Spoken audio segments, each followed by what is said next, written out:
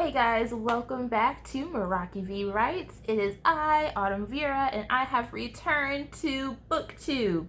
It's been a couple of months only because I was in the process of moving and then I had some personal stuff going on, but I am back with the videos and I had just finished today The Safe Place by Anna Downs, and I have to say out of 5 stars, I would personally give this book a 3 only because of how the plot was written.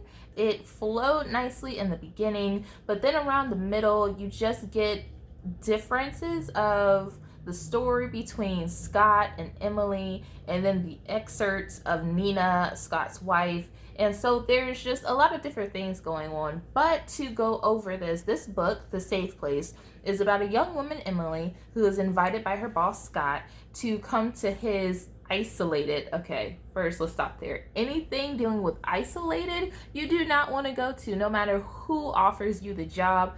Don't go. You don't know these people, and although it's called The Safe Place, it is definitely the opposite. Everything seems like a perfect paradise for Emily when she arrives to her boss's isolated home to be a companion for his wife Nina and to be an au pair for his young daughter Ariella, who is sickly, or so they claim. And so now Emily is in this isolated home. She's not sure of anything around her. She is in Paris, far away, and here they are trapped, and she just doesn't have a clue what's going on, but everything seems like a dream to her. There's a pool, there's the ocean, there's this villa, and she's surrounded by this woman who not only has elegance to her, but is beautiful beyond recognition. And so Emily is just captivated in this fairy tale dream, a life that she didn't think that she would get to live. As a struggling actor, Emily's down to her last chance of trying to find a job and sustain on her own, as any 20-year-old something would do.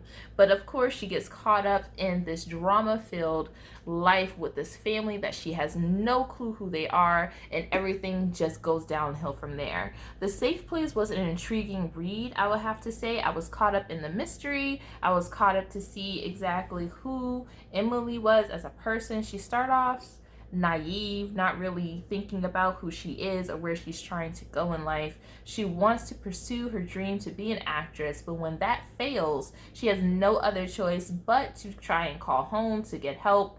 They are just through giving her chances. She has run them dry when it comes to money, so she is literally left on her own trying to figure out what to do. Enter her boss, Scott, who is already off just a bit. We get the differences of narratives between Scott and Emily in the book, so it's nice to see the two sides reflecting on one another, of getting both ends of the story. I did like that aspect of the book. Scott already seems a bit off. He runs this multi-million-dollar company. He has his wife who he barely sees, a young daughter who he doesn't mention, but then he sees Emily and he gets an idea to bring her to his villa to be a companion for his wife. But why? So that's one of the main questions. Why does he want Emily there? It dives into this scenario just a bit in the beginning, and then it kind of tapers off towards the middle. In the middle, you just see the interaction between Emily and Nina, and then Ariella, the daughter, who, of course, she seems like she's either autistic or something isn't quite right with Ariella. You don't know exactly what it is yet, but as the book dives deeper into the story, you start to notice tidbits. I did like the fact how the author let the reader see these hints of the characters being off and trying to figure out, piece together the puzzle, exactly what's going on. Is Emily trapped there? Is Emily going to figure out what's happening? And she doesn't end up finding out the truth until the tail end of the story. I got to chapter 38, and that's near the tail end of the book, of when Emily has figured out what exactly this couple has done, and she has no choice but to flee. But exactly where is she gonna go? She's isolated. There is no escape. Okay, so now we have to see, how is Emily going to escape from this life that she has just put herself in? Is she's going to make it out? Are they killing people? What exactly are they doing? But the mystery, I'll let you figure that out.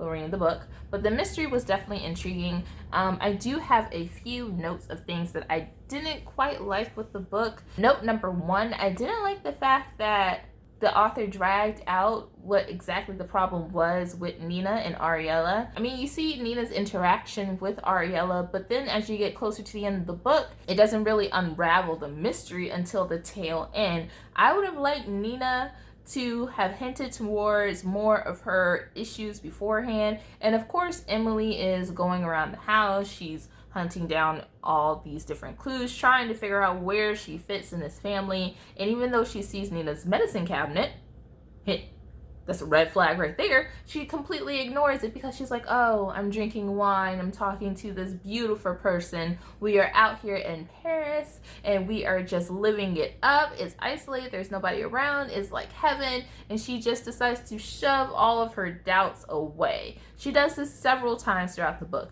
That is problem number two I have with it. I don't like the fact that no matter how many red flags that Emily came across in the middle section, which is the big chunk of the book, she decided to write it off completely. She's just like, oh, they're just eccentric. Oh, she's just overprotective.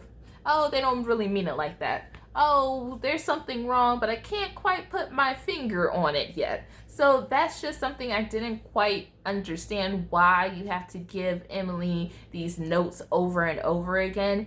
I can see it being maybe twice or three times, but consistently throughout the main parts of the book before you get to the tail end, I didn't quite like that. I thought that maybe Emily should have pieced together what was going on beforehand. If you can't use your cell phone, if you can't get out of the gate without a passcode, if you see people moving around at night, that should definitely hint to you that something is wrong. But of course, she writes it off as, no, nothing's wrong, everything is perfect.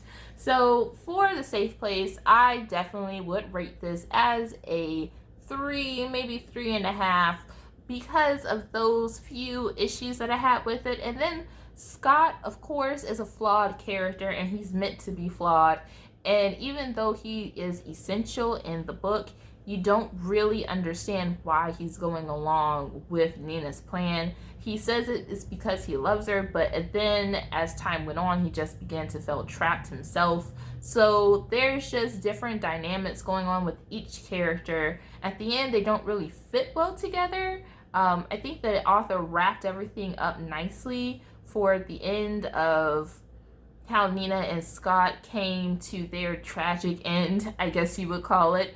And Emily is now at peace with herself, of who she is and who she wants to be. She has no idea where she's going to go, but compared to her experience at the villa, she is totally fine with that. So if you guys are ever looking for a book to read, something to just read off at night, to pick up every now and again, I definitely recommend The Safe Place.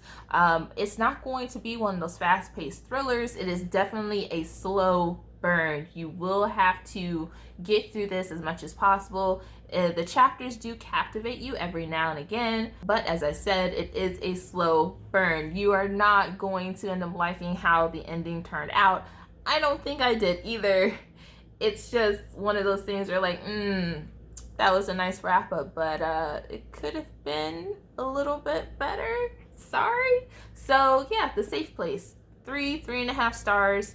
Check it out when you can. It is now out. I was supposed to have read this, since this was an advanced readers edition, earlier during the month of July. However, like I said, I just recently moved and here's my new bookshelf setup. So I wasn't able to get to this until after the publication date. So you can definitely find this in your local bookstore. If you read the book, let me know what you thought about it in the comments below. You can check out my post on Instagram at MerakiVWrites, and I will be back with more videos later.